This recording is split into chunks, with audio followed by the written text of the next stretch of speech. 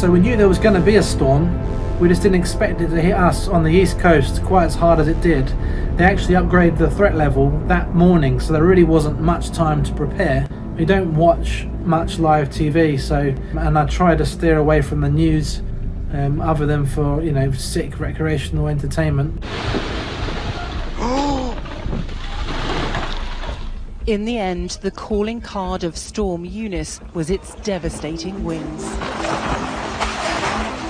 With record speeds of up to 122 miles per hour, much of Britain felt the force of Eunice's temper. When the power did go off, we were short on quite a few things. I mean, I didn't even have my phone fully charged, so I wasn't able to get a great amount of footage the first night, and some of the torches and that weren't fully charged either. But I do have a ton of camping supplies and carriage lamps. Other than that, it's pitch black everywhere else. Can't even see my hand in front of my face. So I had candles, I had a gas stove which we could use to boil water. It did run out of gas, but we used the log burner to boil water, and we only really needed this to sterilise Franklin's bottles and make his food, that sort of thing. So we were fine on that for one night. Our little Franklin asleep here. We've got a fire going there. So we're going to literally set up our bed down here. We're not going to go upstairs. It's going to be flipping freezing. I was going to say f***ing, so I'm going to say flipping freezing upstairs. So we're going to, me and Fraser, we're going to set our bed down here. So we're by the fire, so it's a little bit warm and a little bit light, because we've got candles here. It's flipping ridiculous. We're alcoholics, otherwise we wouldn't have anything but candles in. Murphy's looking after Franklin.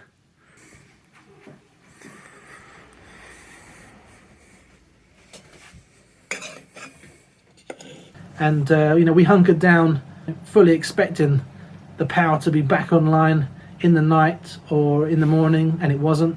And the house was freezing when we woke up, and the log fire was still going, but you know, to go to the bathroom and have a wash and all that sort of thing, it was very cold indeed. What comes to mind when I go, oh, cold toilet seat? Are we camping together, boys? We're having a camping session in the living room. We got Murphy, and then we got Franklin.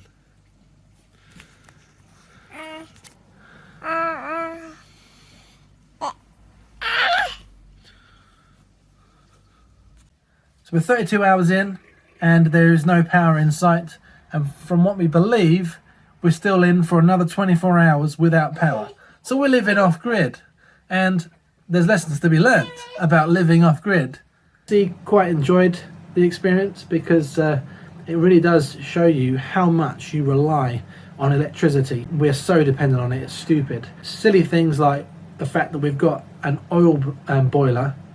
You know, you think, well, I can still get heating because I've got an oil burner. Well, no, you can't, because you need electric to run the switch, which switches on the ignition in order to ignite the boiler. So that's useless. You know, everything that you rely on, you just don't even think about. So, and I've got these survival supplies, which we used, and I had a lot of enjoyment using them.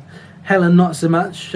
She really didn't enjoy the experience, other than when we did get the snug nice and warm and toasty, and we had candles lit, and everyone was fed, and we played board games and had a few drinks, and you know, that was really nice. We'll definitely do that again, just with a bit more heating elsewhere in the house. So it's part of your duties as a off-gridder to secure food by hunting, and I've been out hunting today, and I've secured us a meal. So the next night we had sushi, board games, and we were able to go to my mum and dad's, who had power, and pick up some more logs for the stove, and charge all of our like power banks and phones, you name it, that lot. And now that Storm Eunice has passed, there's another storm coming, and guess what it's called? Storm Franklin.